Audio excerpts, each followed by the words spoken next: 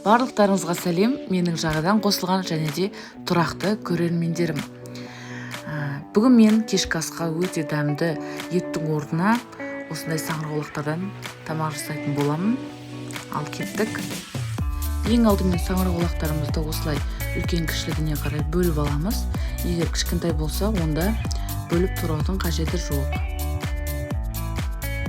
Әрине, ең алдымен саңырауқұлақтарды жақсылап 3 қайтара жуып аламыз.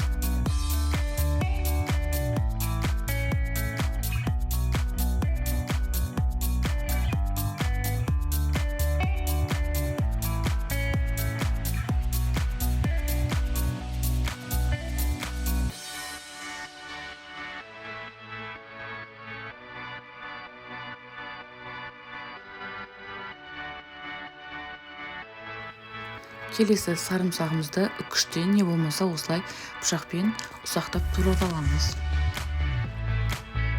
Келесі дәмдеуіштерімізді саламыз.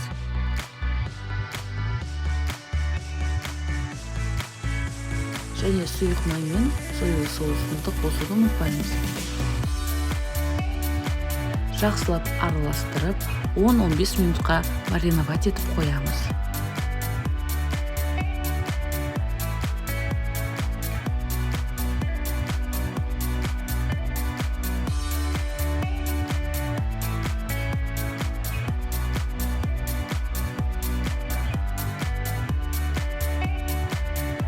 Осындай арнайы әйнек қалыпқа саңырауқұлақтарымызды салып, духовкада, яғни пешімізде 20 минутқа пісіріп аламыз. Пешімізді алдын ала қыздырып қоюды ұмытпаймыз.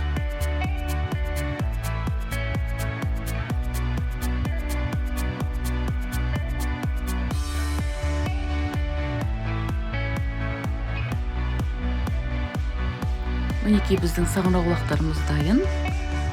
Және де осы саңырауқұлақтарды кешкі асқа, қасына гарнирімен, яғни күрішпен қосып берсеңіз, өте дәмді кешкі ас болып шығады. Сіздермен бірге болған Ақбота Бақытқызы, өздеріңізбен бірге 1 жыл біргеміз, және де қолдап келгендеріңізге өте алғысымызды айтамыз. Қазақша арнаның дамуына өз үлесіңізді қосып, подписаться, батырмасын басуды ұмытпаңыздар. Сіздермен бірге болған тағы да Ақбота. Астарыңыз дәмді болсын.